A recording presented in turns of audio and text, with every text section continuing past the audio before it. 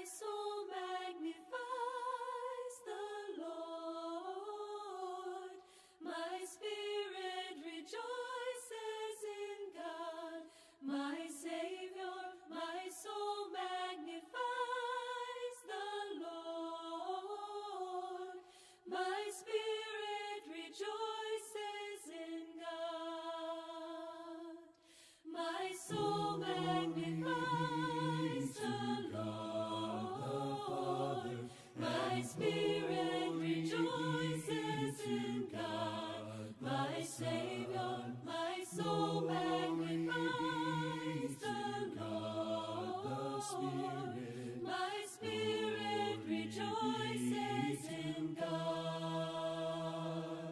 My soul magnifies the Lord.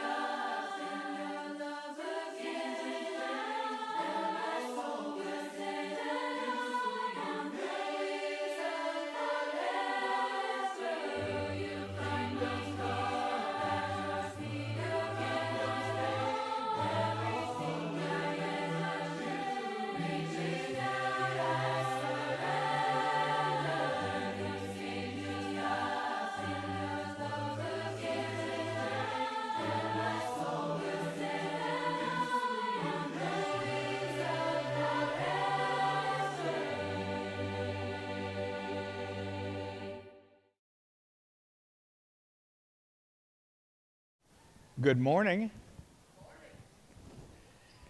It's nice to be here this morning. Of course, it's nice to be anywhere this morning, but no place better to be than here.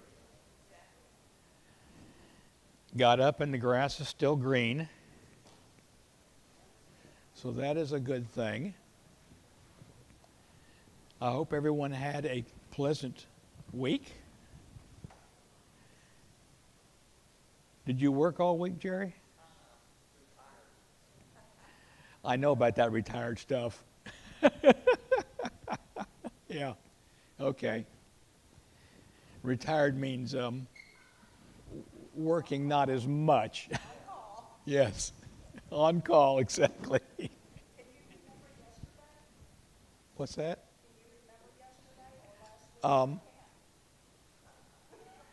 Margie wanted to know if I could remember yesterday.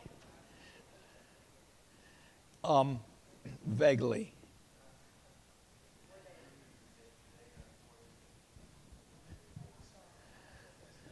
So anyway, we're in Romans chapter 11, and this is kind of the end of a series of 3 chapters, 9, 10, and 11, where Paul continues to justify God's right to choose. And he will continue to stress that their salvation, the Jews' salvation, does not lie in the fleshly nation of Israel, but rather in the individual's relationship with God. And he also kind of issues a warning to the Gentiles. He says, you have this newly gained relationship, this opportunity. You need to be careful because you don't want to lord that over the Jews because, believe it or not, the route to salvation came through the Jews. And so what he was trying to say was, don't hatch your chickens before they count. And isn't that what you say? Don't hatch your chickens before they count? Yes. Oh. Hatching chickens sounds a lot more interesting than counting them. Anyway, so let's get cranking in chapter 11 because, as usual, I have 3 hours of material and 40 minutes to cover it in. So we'll be fine. So Paul starts the chapter out continuing the theme that he had begun in 10. And he says, I ask then, has God rejected his people? By no means. For I myself am an Israelite, a descendant of Abraham, a member of the tribe of Benjamin. He says, God has not rejected his people whom he foreknew. Do you not know what the scripture says of Elijah, how he appeals to God against Israel? And I know we started this last week, but we're going to revisit it because we spent like 2 minutes on it, and I have 30 minutes of material on these 2 verses. So, in the previous chapter, Paul had basically said there's no difference between Jew and Greek in verse 12. That was a pretty tough thing for the Jews to understand. The Jews had been taught their entire life they were special. Just like I grew up, I was taught my entire life I was special. But it had to be pretty tough. And so the Jews' highest goal was to maintain the differences between themselves and everybody else. It wasn't to conform to God's teaching. It wasn't to, be as good a person as they could. What their objective was to maintain this chasm, if you will, that existed between the Israelites, the Jews, and everybody else. And so when your entire focus is to make sure that you're always special, well, that's a problem. The normal Jewish reaction, as we talked about, to this concept of the Gentiles having equal share in the opportunity of salvation is that God broke his promise to Israel. He abandoned us, and despite the covenant he had with our fathers, to cherish us forever as his chosen nation. They were beside themselves. And, this is probably the last and the greatest concern that Paul's Jewish readers had as they attempted to digest this new information, certainly new to them. And so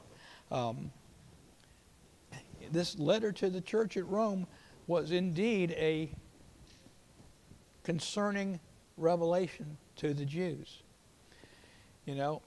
Burton Kaufman, I don't know if you read Burton Kaufman's commentaries or not, but he basically says, beginning in chapter 9, Paul was laying the groundwork for the revelation of the mystery concerning Israel, which finally gets stated later on in chapter 11.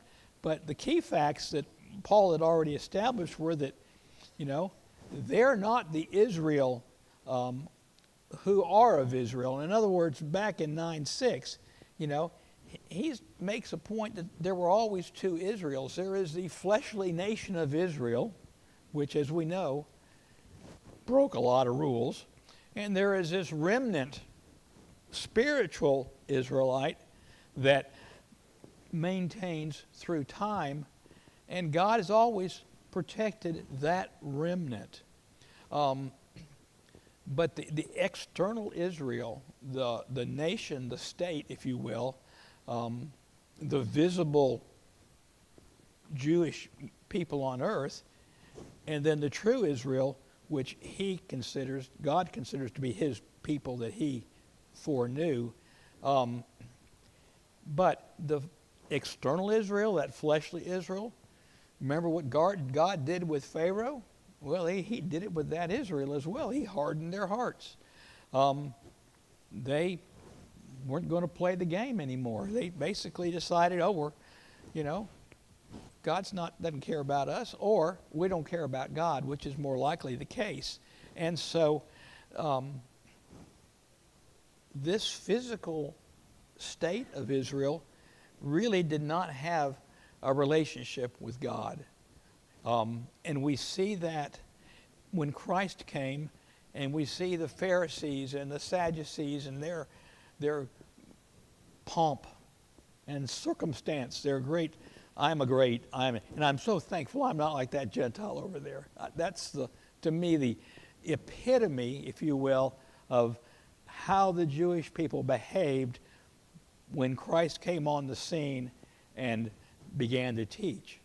So Paul's answers to the Jewish critics about, he's abandoned, he says, there's no way, certainly not.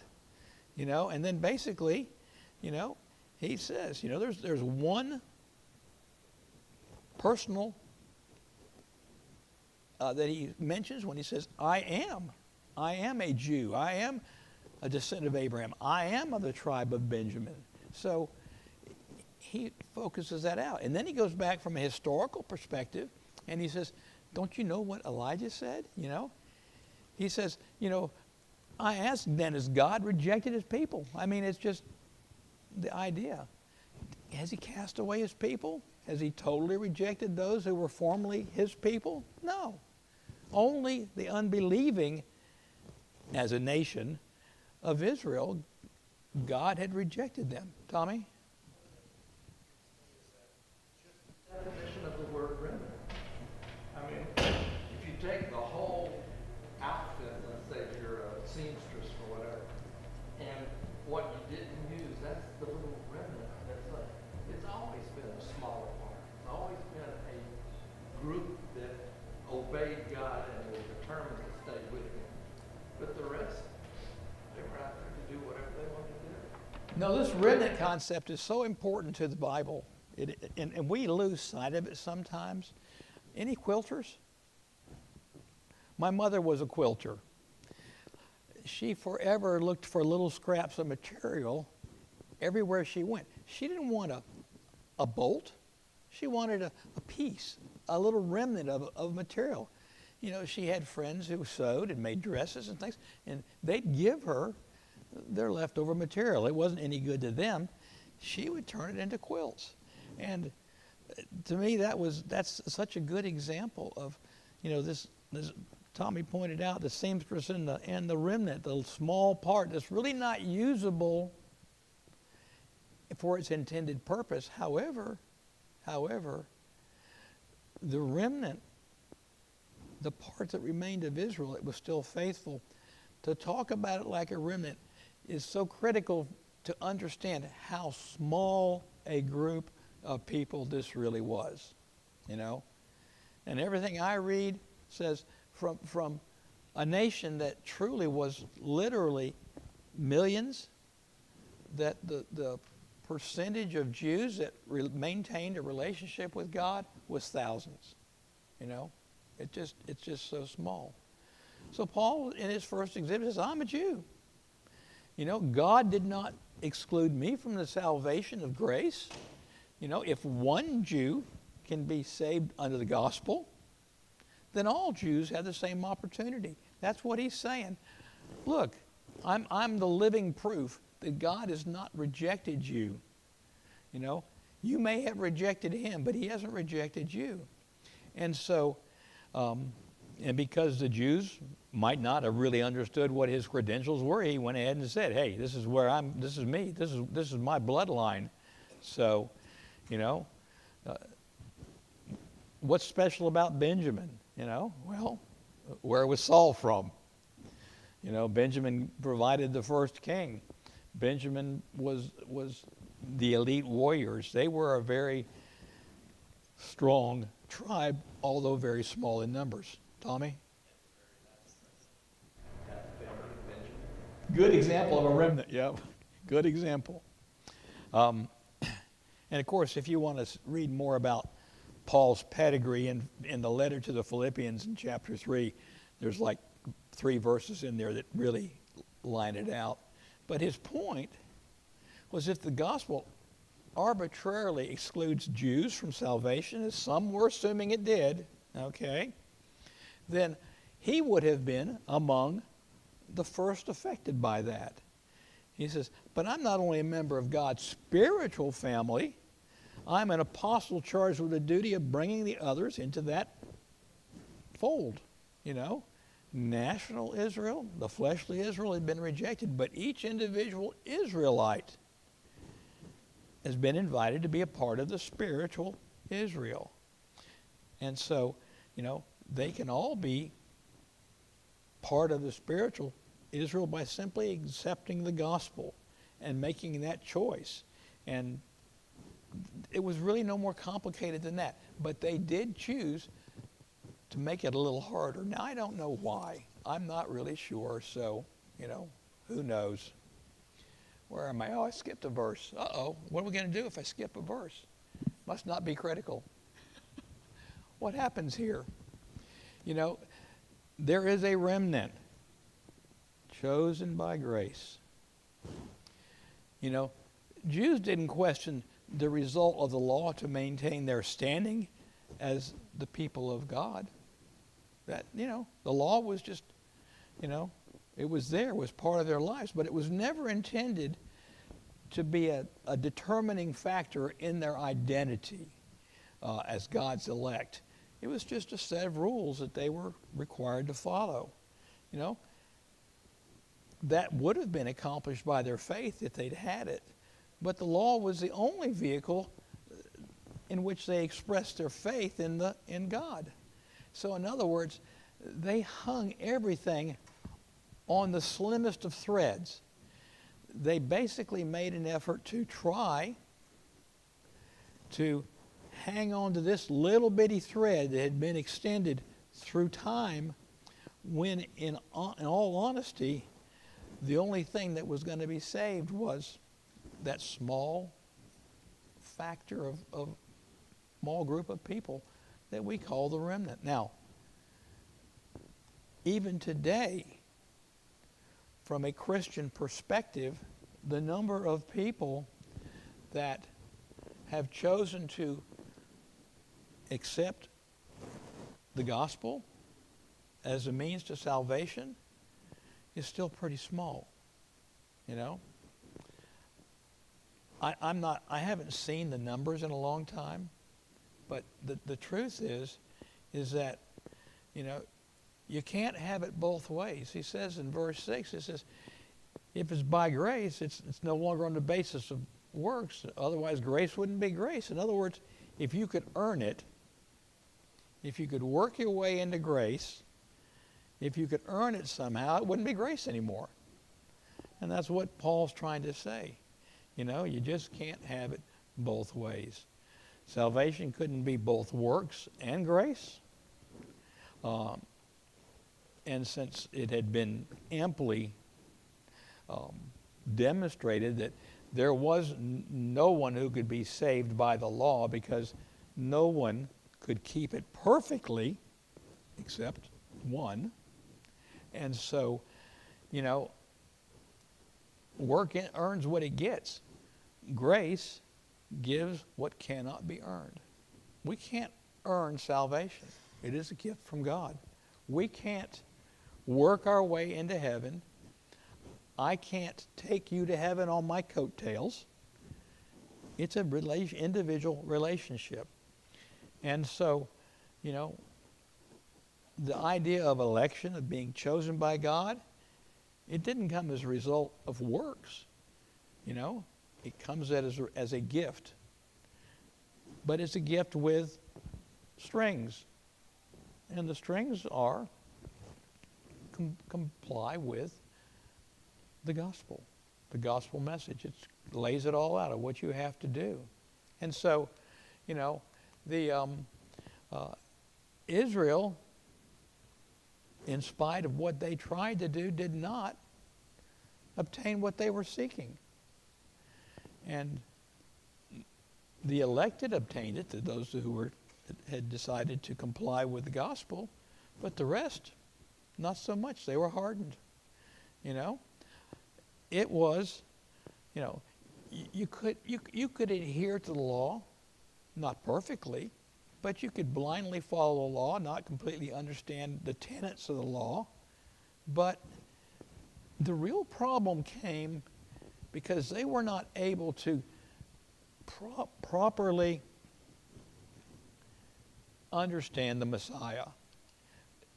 What they were expecting in a Messiah and what they got in a Messiah, totally different, Again, back to the national Israel and the idea, we're going to have the Messiah is going to come. He's going to sit on the throne. He's going to rule the entire world as a physical king. And that's what they were expecting. And when they didn't get what they were expecting, they just turned their backs. Oh, that's not what we wanted. That isn't what we expected. That's, and just like Pharaoh's heart was hardened, it says, as is written, God gave them a spirit of stupor, eyes that would not see and ears that would not hear, down to this very day. That's out of Deuteronomy 29:4. He says, he didn't give the Jews what they wanted, so they basically turned a deaf ear to them. They didn't see Jesus as anything that they wanted, and so they wouldn't hear and they wouldn't see. Therefore, they didn't understand.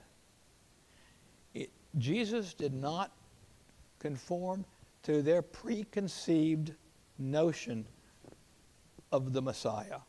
That's what happened. And because of that, they just couldn't get there. It was a bridge too far.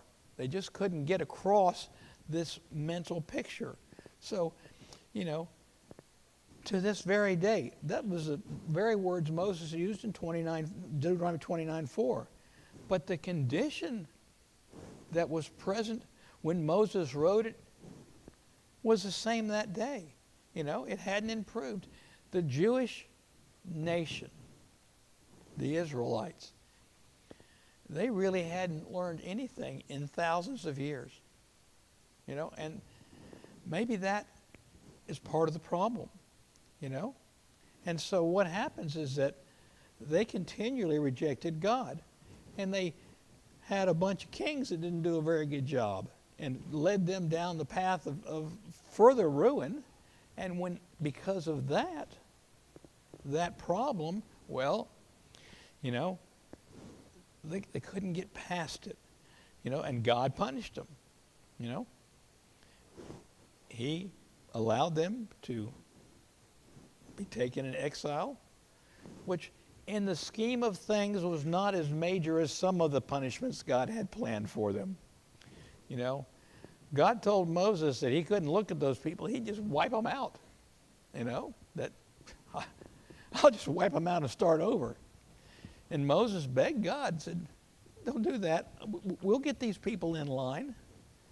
You know, I can see God. Yeah, Moses, good luck with that, you know. If we had a stubborn and an obstinate heart like the Jews did, well, don't expect God to treat us any different. David says, let their table become a snare and a trap, a stumbling block and a retribution for them. Tommy? 100 years of captivity, a very select few people actually understood the Hebrew language by the time they got back to Jerusalem. And because of that, and even those that did know it, they eventually were out to a situation where it was no longer needed. But anyway, they began to make their own rule via their traditions. And they were actually perverting what God had said in the Mosaic law in several cases for something that was a lot easier for them to do. So it appears that when the Jews finally got back to Jerusalem and everything else, it was all about them. God was just over in the corner. We're going to make the rules. We're going to follow God the way we think we need to follow God, and we're going to use our rules in order to do it. And in doing that, God let them go. It's like, okay, you guys make your own rules. Problem is, they're not going to do you any good. So they were very content, like you say, to take it. They were very content to live the way they wanted to live, thinking that this is going to work. When in fact, it's going to be a stumbling block. You have to feel sorry to a certain extent for Israelites who came post Babylon exile. I say that because during that 70 years and then the time that followed, if you build this timeline between exile and Christ, okay, you've got about 440 years, maybe, somewhere in that neighborhood. Well, what happened? Well, the group that came out of Babylon, the group that restored Jerusalem, rebuilt the walls, rebuilt the temple, that group, they were fairly dedicated to doing what was right. And God provided them the leaders to get that done. But what we see is that in the time that followed that dark period between Malachi and Matthew, if you will, what we see when Jesus comes on the scene is something that doesn't look anything like what God had established. So if you were brought up in that 440-year period, the deck was stacked against you because you knew what you were told by the leaders who supposedly should have known what they were telling you. But what they did, as Tommy says, is they wanted to simplify things. In other words, it's too hard to do what God wants us to do, so let's provide some semblance of that, some picture of that looks like we think it should look like, not what God says it should be. Because God's rules are too hard to follow. He wants too much. He expects too much of us, you know. Those events that were so favorable to to the Israelites, you know, they basically turned God's laws upside down to become a matters of convenience. But it wasn't just the people post-exile. Look at what the kings did. I mean, did they continue to worship idols? Yeah. Did even the best of kings, at some point in their life, strayed away from God because it was too hard. It's too hard to do this. It's too hard to be good. You know, when I think about when he talks about how they behave to God in their stupor, which basically is just, you know, they're numb, oblivious to the teaching of the prophets and the people that had come to talk with them. You know, they chose what they wanted. In other words, if we make the world according to Sam, it's not going to look like the world according to Steve or the world according to Jerry. It's going to look like I want it to look like. But what the world needs to look like is like it's according to God. And that's what we all have a requirement to do, you know. The Israelites chose their own wisdom, you know, rather than choosing what God had wanted from them. So it's hard. You know, verse 9, David says, let their table be a stumbling block. That is from Psalms 69, 22 through 23. And when David spoke them, they were intended to be an inspiration against those who were opposing God's will in that day. You know, let them make their bed and sleep in it. You know, the stumbling block. The law was designed, ultimately the law was designed to lead the nation of Israel to Christ. That's what it was designed for.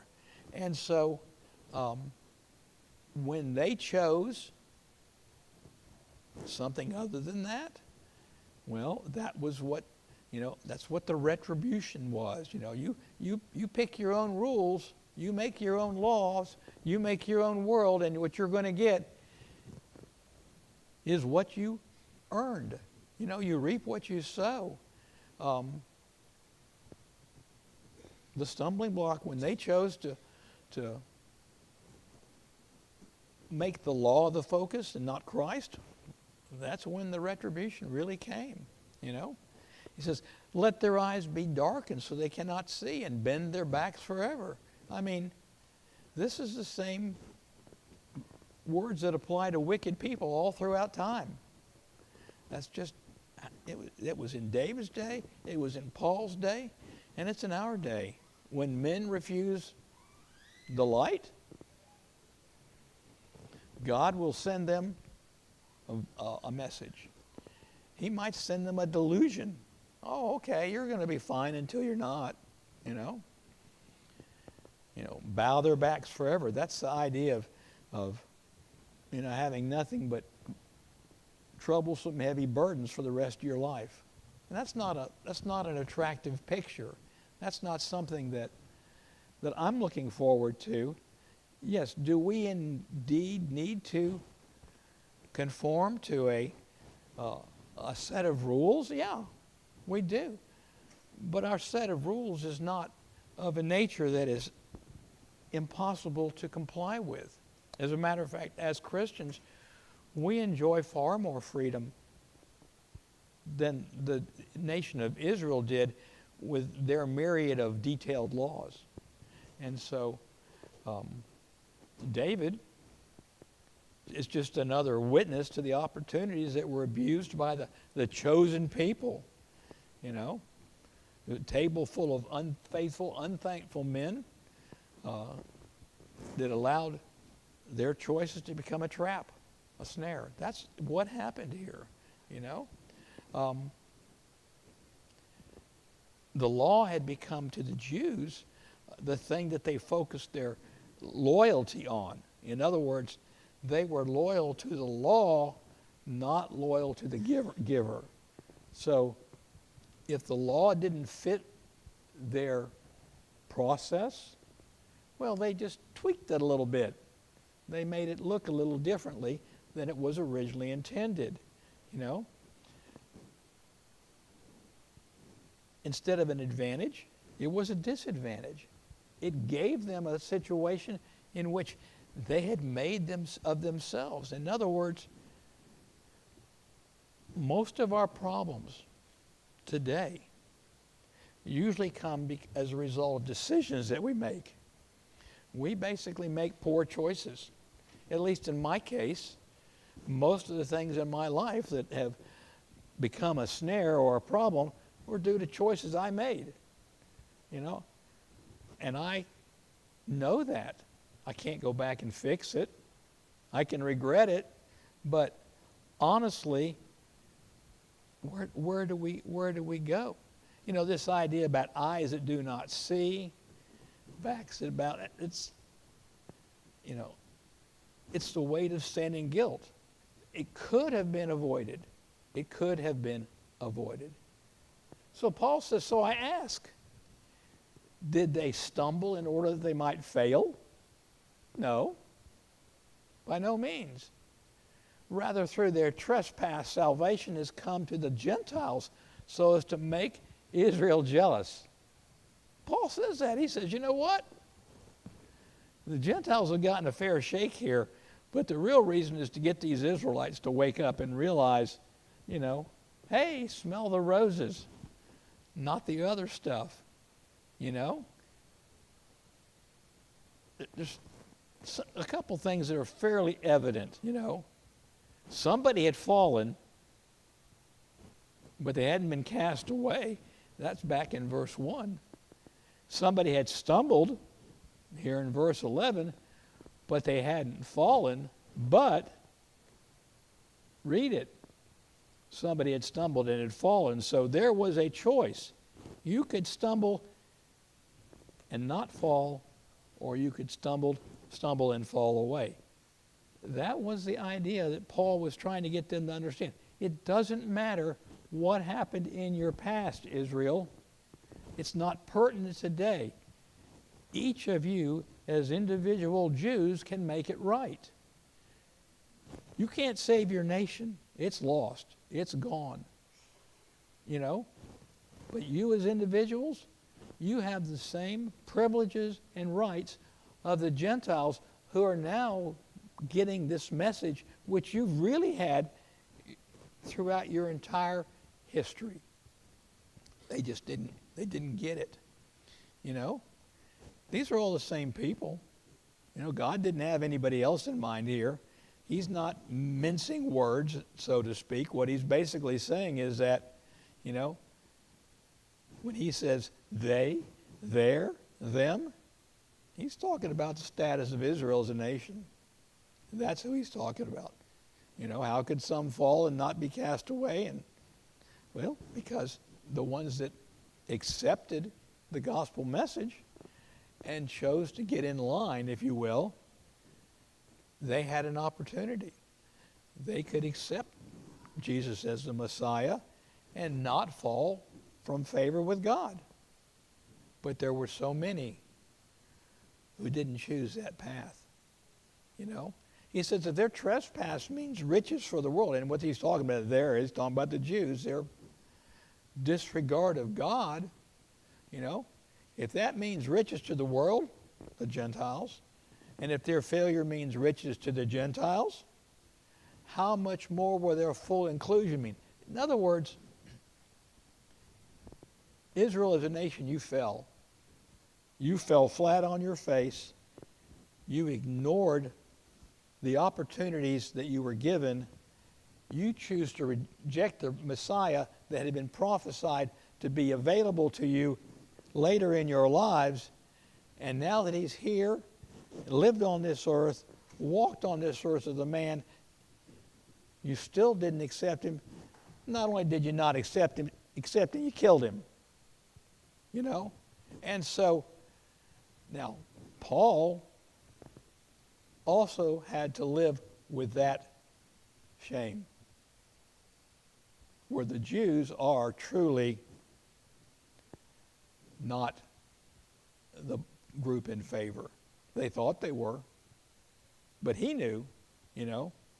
And their lack of understanding, the Jews' lack of understanding about the situation with the Gentiles, that was really becoming a source of friction in the church in Rome. You know,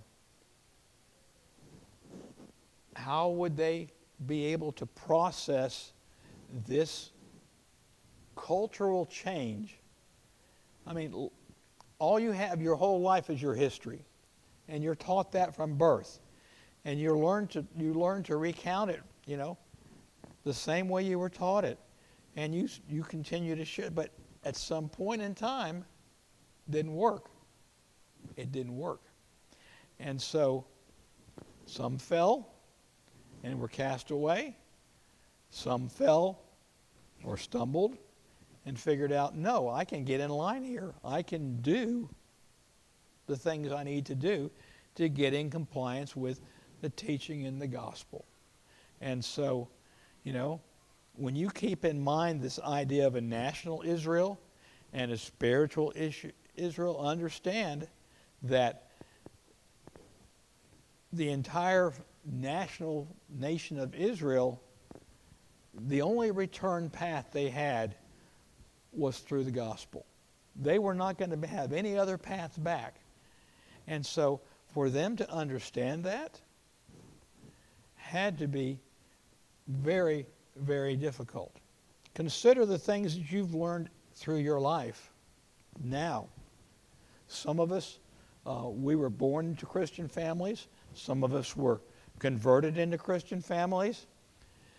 But consider the things that we were taught, and, you know, how we would have felt had our entire world literally been turned upside down in front of our eyes, and now we have to accept this new normal, you know. I like that term, new normal. We've heard that for a few years now, haven't we? But they had a new normal, and it wasn't of their liking, you know. But it's easy to see that God chose some and not others. He chose not to accept the fleshly Israel who had spent much of their life rejecting him. But he chose to accept those individual Jews, Israelites, who did in fact decide that the Messiah was who he said he was, and the gospel was the avenue to salvation. So some were cast away, some not. You know, God never disowned them, to say, you know, but he's also never owned anybody who has disowned him. In other words, if you reject God, he doesn't have to accept you.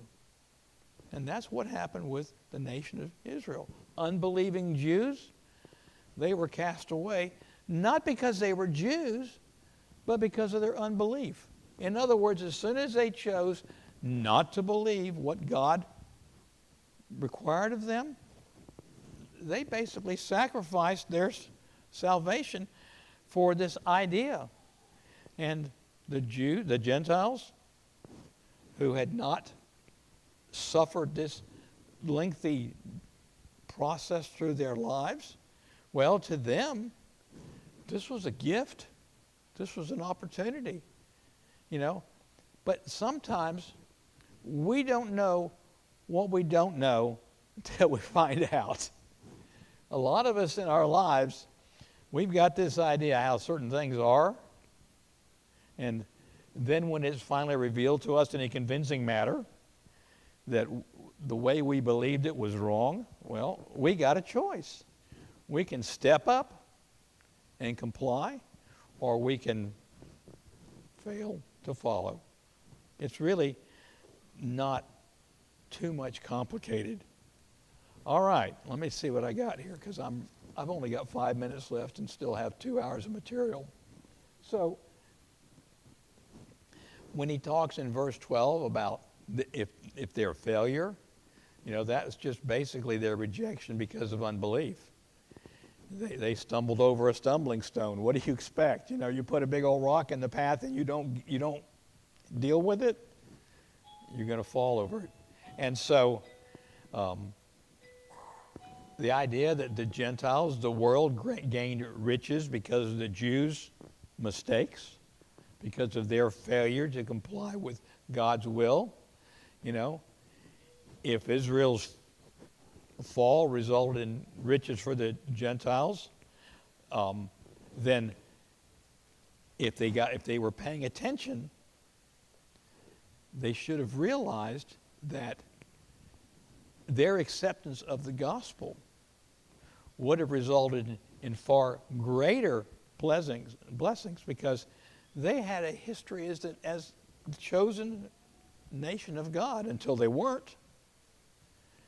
But if they had chosen just to get in line,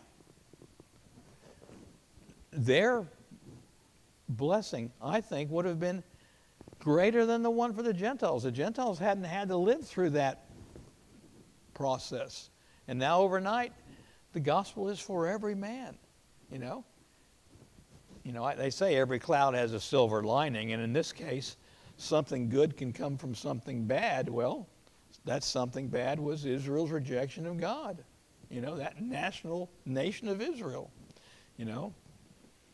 Their fall, Israel's fall, enhances success for the Gentiles. The Jewish hearts were hardened. The Gentile hearts were softened. It's really not difficult to understand. But Paul's custom, when he taught, and we're told this in Acts 17, Paul's custom was to go to the Jews first. And when the Jews rejected the offer of redemption, he turned to the Gentiles as an audience. So when Paul went out and taught, we're told in Acts, he went to the Jews first. And when they refused to listen, he went to the Gentiles, the rest of the world.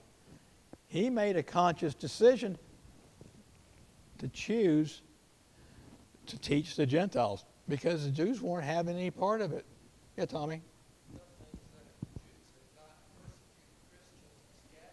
All the way out to the world to begin with, they would have still been plugged there in Jerusalem, but this would have been a Jerusalem thing. So the Gentiles, they need to understand that, hey, if it weren't for the failure of the Jews, you wouldn't have all these preachers talking to you. So each side is helping the other side. Yeah, as Tommy points out, it was the Jews who persecuted the Christians, who drove them out of Jerusalem and into outside nations, making the gospel more accessible to them. Because when you sent all these people out, you also sent the people that were believing in the gospel and could teach them and would teach them. That's exactly a very good point, Tommy, because, you know, Jews, the idea of what happened to them, I mean, initially, what did God tell the Israelites to do when they came into the land of Canaan? Remember what that was? Get rid of all of these people that don't believe. Why? Because they're going to be a trap. They're going to cause you to fall. And so, wow. And so, the Jews who then persecuted the Christians, some of whom were Jews and some of whom were Gentiles, the dispersion forced them out into all of these countries that by and large were fairly idolatrous. Well, what you just did is you drove these people that were Christians out into the world, and what'd they do? They started converting the world. In other words, they encouraged the appearance of the Messiah. You know, they provided a force to be reckoned with outside of Jerusalem. Ultimately, you know, what happened? Well, a few years after Paul wrote this letter to the church in Rome, and I think it was around AD 54, what happened in AD 70? Romans came to town, and what they did wasn't very popular. Anyway, that's all the time we have this morning. Thank you so much for your attention, and we will pick up with this thought next week.